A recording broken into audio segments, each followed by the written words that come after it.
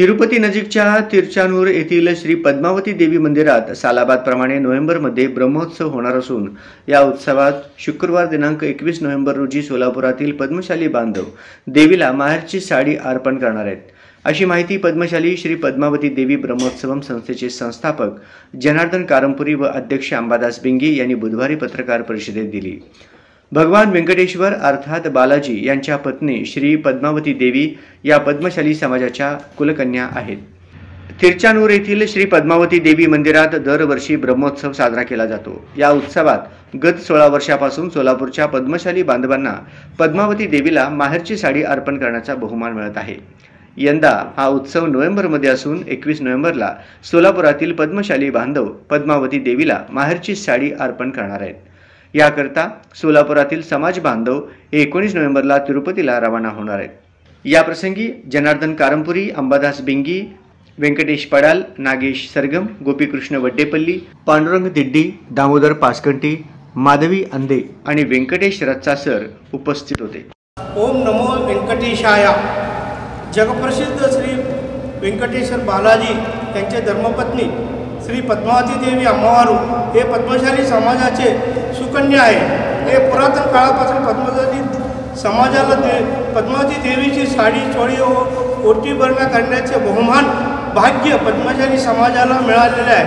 गेल्या 15 वर्षापासून सोलापुरातील पद्मशाली समाज बांधवाने पती पत्नी व तिरुपतीला जाऊन पद्मावती देवीला माहेरची साडी अर्पण करीत आहेत।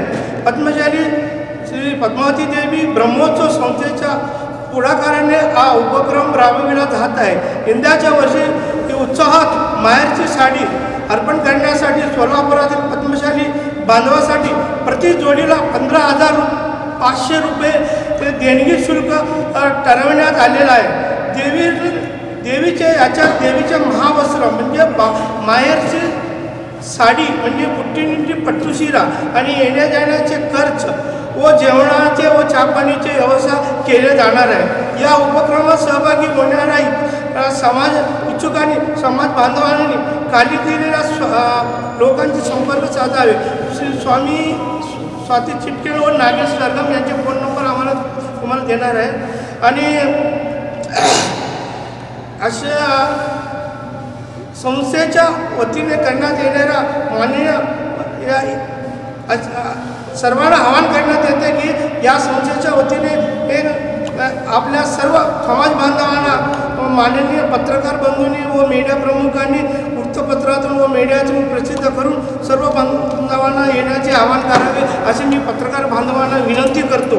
यावर्षी सोलापुरातील गरीब व यंत्रमाग कामगार, विडी कामगार, गारमेंट कामगार ज्यांना तिरुपतीला जाण्यास जमत नाही त्यांच्यासाठी पद्मशाली ज्ञाती संस्थेच्या वतीने व पद्मावती ब्रह्मोत्सव समितीच्या वतीने एक 51,000ची साडी, बाहेरची साडी म्हणजे पुट्टींची पट्टुशिरा खरेदी करून बालाजी मंदिरमध्ये पूजा अर्चना करून ठेवण्यात येणार आहे।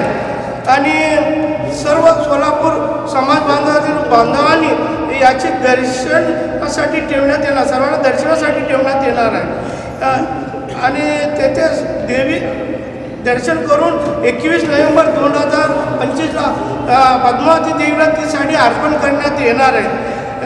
तरी या सर्व समाज बांधवांनी या दर्शनाचा लाभ घ्यावा ही नम्र विनंती। पद्मशाली बांधवांची, पद्मशाली समाजाची कुलकन्या हे अनेक वर्षापासून सिद्ध झालेले आहे। त्याच्याबद्दल अनेक वाद त्या ठिकाणी झाले। श्रीकृष्ण देवराय त्या ठिकाणचे विजयनगर साम्राज्य राजा होते, त्यांच्या उपस्थितीमध्ये आंध्राचे फार मोठे कवी अन्नमय्यांचे नातू चिन्नण्णांनी त्या ठिकाणी हा वाद सोडवला। मंदिरातल्या गाभाऱ्यातनं पद्मावतीचं आकाशवाणी झाली, ते चिन्नय्यांनी ऐकून ते सगळ्या लोकांना उपस्थित हजारो लोकांच्या पुढं त्यांनी ते सांगितलं की मी पद्मशाली समाजाची कुलकन्या, मी पद्मावती आहे।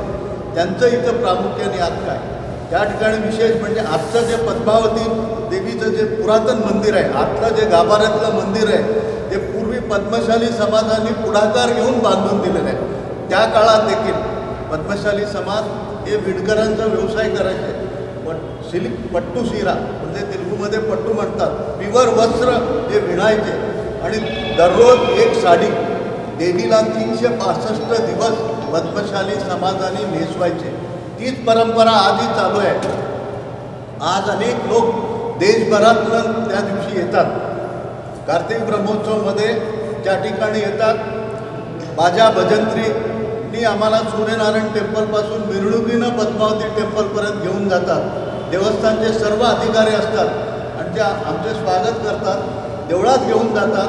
देवीच्या समोर आम्ही आमची साडी, पुट्टिंटी पट्टू शिरा, साडी, बांगड्या, वेण्या, कुंकुम हे सगळं आम्ही देवीला अर्पण करतो. आम्हाला आशीर्वाद देतात, प्रसाद देतात आणि देवस्थानच्या वतीनं आम्हाला काहीतरी देवस्थानच्या वतीनं चिन्ह देतात. काहीतरी त्यांनी ठरवलेलं असतं.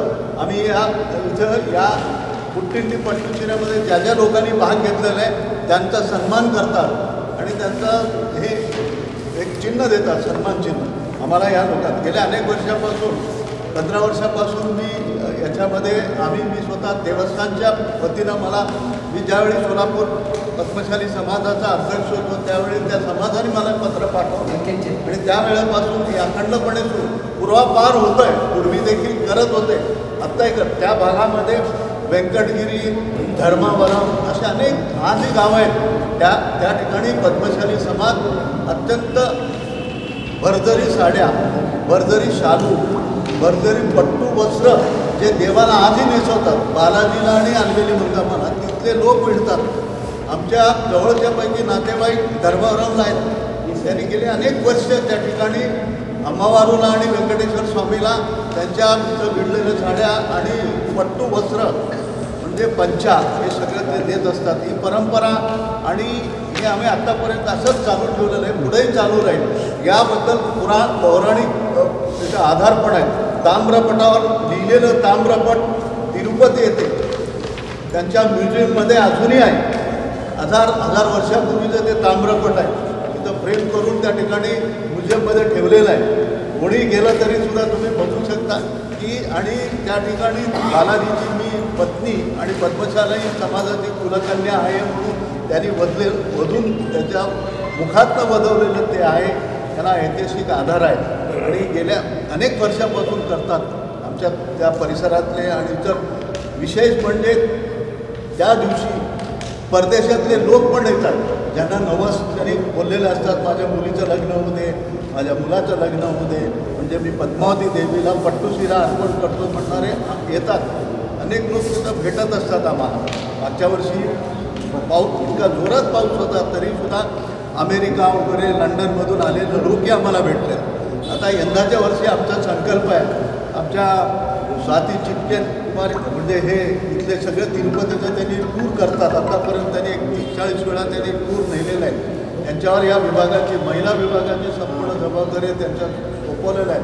आणि येण्या जाण्याचा तिकीट, भोजन व्यवस्था, रेल्वे हे आणि दर्शन तिकीट, राहण्याची व्यवस्था हे सगळी त्यांच्यावर जबाबदारी आम्ही दिलेलं आहे आणि त्यांच्यामार्फत आम्ही करतो.